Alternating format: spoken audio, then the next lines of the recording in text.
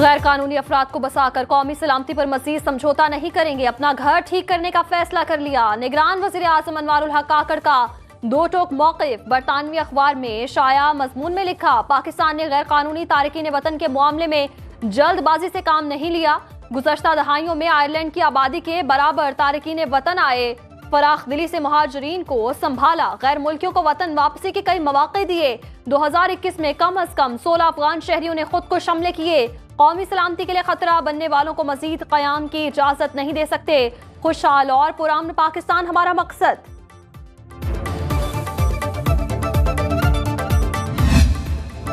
افغان باشندوں کی 40 سال مہمان نوازی کی، لیکن وہ آج بھی ہمارے بھائی نہیں بنتے۔ سابق صدر آصف علی زرداری کا قلات میں تقریب سے خطاب، کہا وعدہ کرتا ہوں بلوچستان میں امن لائیں گے، پانی بھی دیں گے، اپنے دور میں صوبوں کو حقوق دیے، یہ میرا جرم تو مزید 24 سال جیل کاٹ لوں گا۔ بلوچستان کو ایسا بنائیں گے جو آج سے 10 گنا بہتر ہوگا۔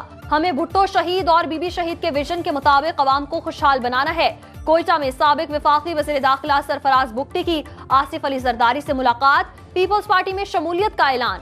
سابق صدر جلد خیبر پختونخوا کا دورہ کریں گے، ناراض پارٹی رہنماؤں سے ملاقات اور اسفند یارولی کی عیادت کریں گے۔ نواز شریف کے اہلیہ نے کراچی سے گلے شکوے، کہا شہر میں دہشت گردی ختم کر کے امن بحال کیا، 2200 میگا واٹ کا منصوبہ قائم کیا، گرین لائن بنائی، پھر بھی ووٹ کسی اور کو ملتا ہے۔ کراچی والوں یہ اچھی بات نہیں، اپنے گریبان میں جھانکو۔ نون لیگ کے پارلیمانی بورڈ سے خطاب کرتے ہوئے قائد نون لیگ نے پوچھا کیا وجہ ہے شہر قائد میں ترقیاتی کام نہیں ہوئے، پینے کے پانی کا منصوبہ تک مکمل نہیں ہوا۔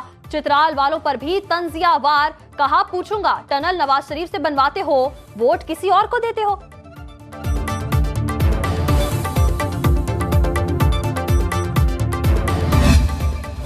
نواز شریف کا دور پی پی کا کارکنوں کے لیے ضیاء امریت سے کم نہیں تھا۔ بلاول بھٹو کی لاہور میں میڈیا سے گفتگو، کہا ہمارا مقابلہ کسی سیاسی جماعت سے نہیں، لیول پلینگ فیلڈ ملی تو الیکشن میں سرپرائز دیں گے، انتخابات میں اکثریت ملی تو سب کو ساتھ لے کر چلوں گا۔ پیپلز پارٹی نے لاہور میں جنم لیا، اس شہر میں پارٹی کو ایک بار پھر عروج دینے کے لیے محنت کی جائے گی، حکومت میں آ کر نوجوانوں اور مزدوروں کے لیے انقلابی پروگرام شروع کریں گے۔ بلاول بھٹو کی زیر صدارت لاہور میں پیپلز پارٹی پنجاب کے پارلیمانی بورڈ کا اجلاس، پنجاب سے موزوں امیدواروں کے ناموں پر غور۔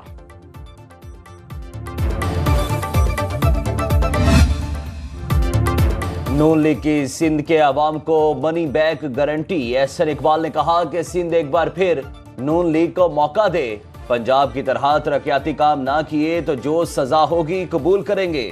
تھرکول منصوبہ نون لیگ نے سی پیک میں شامل کروایا اور اسے عملی شکل دی۔ نون لیگ سندھ کے صدر بشیر ممن نے کہا کہ سندھ کے لیے نواز شریف ضروری ہیں، جلد شہباز شریف اور مریم نواز دورے پر آئیں گے۔ نون لیگ کی حکومت میں ڈاکو راج اور مافیا سے نجات ملے گی۔ نون لیگ کے پارلیمانی بورڈ میں سندھ سے پارٹی امیدواروں کے انٹرویوز کیے گئے۔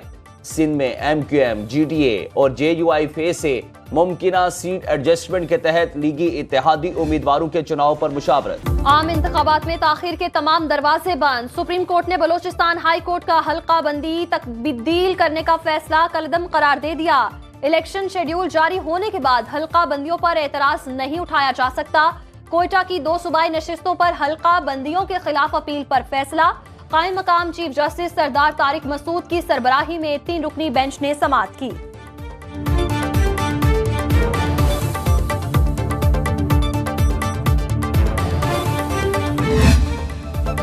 عام انتخابات کی تیاریوں میں تیزی، امیدوار آج سے کاغذات نامزدگی حاصل کر سکیں گے۔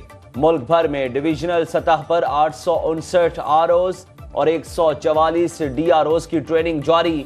ڈسٹرکٹ ریٹرننگ افسر آج حلف اٹھائیں گے۔ 12,85,85,760 ووٹرز حق رائے دہی استعمال کر سکیں گے۔ الیکشن کمیشن نے اعداد و شمار جاری کر دیے۔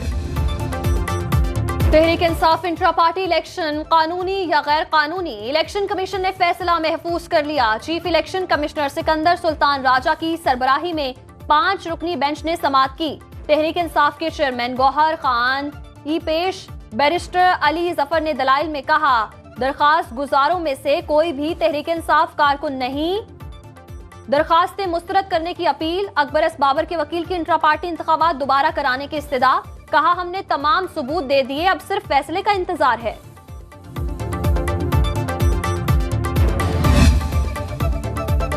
توہین الیکشن کمیشن کیس میں فوری جیل ٹرائل روکنے کی استدعا مسترد۔ لاہور ہائی کورٹ میں سابق چیئرمین پی ٹی آئی کی درخواست پر سماعت۔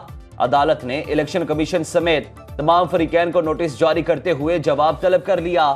درخواست گزار کے وکیل کو جیل ٹرائل کا نوٹیفیکیشن بھی چیلنج کرنے کی ہدایت۔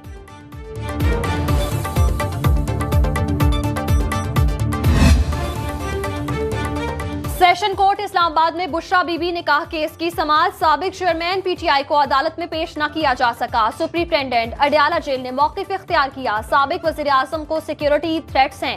عدالت کا آئندہ سماعت جیل میں کرنے کا حکم۔ بشرا بی بی کی حاضری سے استثناء کی درخواست منظور۔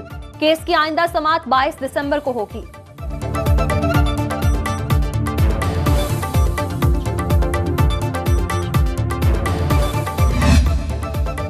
پاکستان اور ناروے کے درمیان سفارتی تعلقات کے 75 سال۔ ترجمان دفتر خارجہ ممتاز زہرا بلوچ کا کہنا ہے دونوں ممالک کے درمیان سیاسی، اقتصادی، سماجی اور ثقافتی شعبوں میں باہمی اشتراک ہے۔ سیلاب کے بعد ناروے نے پاکستان کو 227 ملین کروانے امداد فراہم کی۔ دو طرفہ تعلیمی تعاون کو آگے بڑھانے میں مدد کی۔